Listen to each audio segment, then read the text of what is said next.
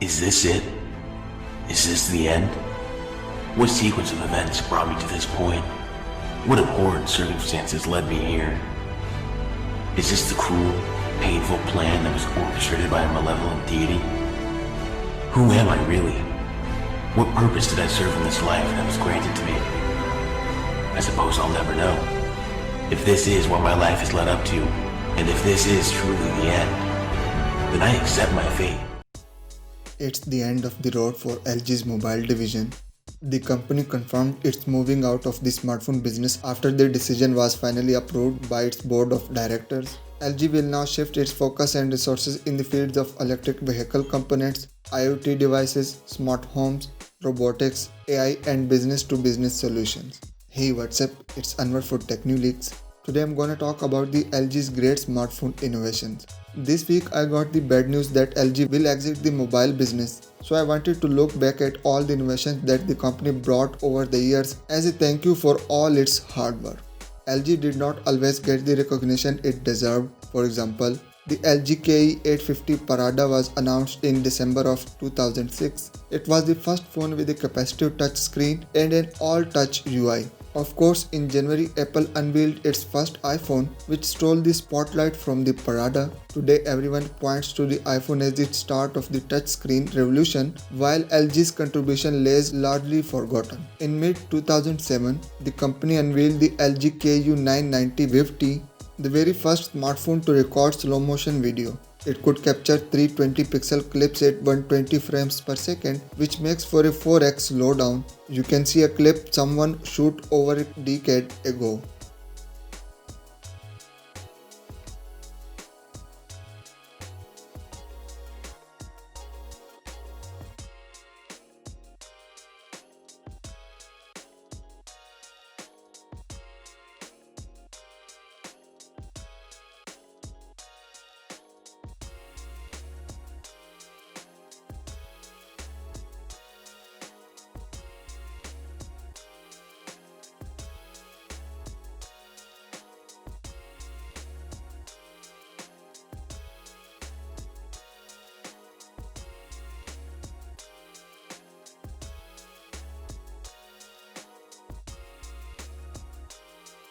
LG's innovations often focused on the camera. It introduced the first phone that could record Full HD video, aka 1080 pixel, that was the LG Optimus 2X from 2017. That same year, it put out one of the first phone with a dual camera too, the LG Optimus 3D. The 3D fad died off pretty quickly and makers went back to single camera setups. This changed in 2016 when the LG G5 was introduced. It had the first useful dual camera with a 16 megapixel main camera with 75-degree field of view and an 8 megapixel ultra-wide angle camera with a surprisingly 135-degree wide field of view. These days, even entry-level phones equip an ultra-wide lens. LG's adventurous spirit extended beyond the camera too. Let's back to the Optimus 2X. It deserves a dose of attention as it was the first phone with a dual-core processor. It even got into the Guinness Book of World Records. The LG Optimus 4X HD missed out on being the first quad-core phone by a month. However, the LG Optimus G 2012 was the first widely available phone to feature Qualcomm's new Snapdragon S4 Pro chipset. The Optimus G's sequel branched off to become LG's new flagship line, which includes the G5 mentioned above as well as the LG G3. One of the first smartphone with a 1440 pixel display, not the first but the first to be available globally.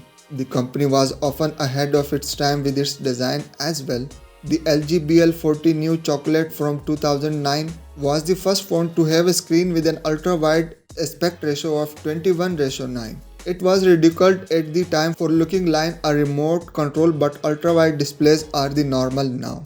The LG G5 may have been the first modular Android phone, a rare example after Google's Project Era proved to be vaporware. The Magic Slot system was poorly implemented, but at least LG was not afraid to try out something new. The Nexus 4 was based on the Optimus G we mentioned earlier. In many ways, it was the first flagship killer. When it came out in late 2012, it cost only $300 but had the flagship Snapdragon S4 Pro chipset. Keep in mind that An Oppo Find 5 with the same chip was $500 at that time. You could also have the S4 Pro in AT&T's version of the Galaxy S3, but that was $200 just for down payment. Even the unloved Nokia Lumia 920 was $450 with SIM free.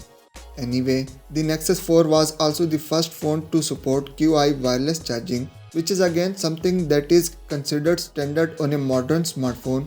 By the way, the Nexus is the first Android with QI because the Lumia 920 beat it to market by less than 2 weeks. LG made inroads with audiophiles too, many of whom adored the quad DAC that made its debut with the LG V20. The company's close ties with Google paid off too. The V20 was the first phone to come out with Android 7 Nougat. And who can forget the oddball line display above the main display? It was not a notch as such, but an unusual design all the same as it was introduced with the V10 the year before.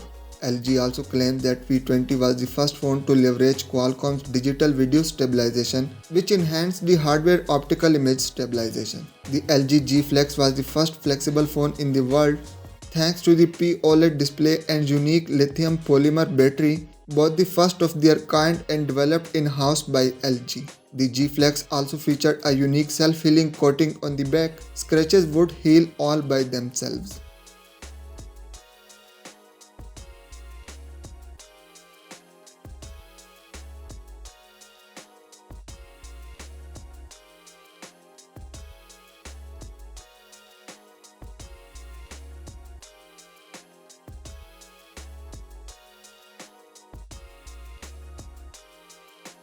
Admittedly, the flexing was minimal. It was certainly not a foldable phone, but LG's innovation in smartphone components have helped other brands build better devices too. For example, LG made the L-shaped battery for the 2018 iPhones and may be developing a foldable display for Apple. We don't know why LG never managed to capitalize on its innovations. It has created some of the most exciting phones over the years. Clearly, LG never quite figured out the reason either. We will miss the company's innovative spirit and its out-of-the-box thinking. Now we hope that it will apply those to adventurous design for the many other kinds of electronic gadgets that it makes. What do you guys think about this decision of LG? Let me know in the comments. Subscribe to my channel and press the bell icon. Thank you.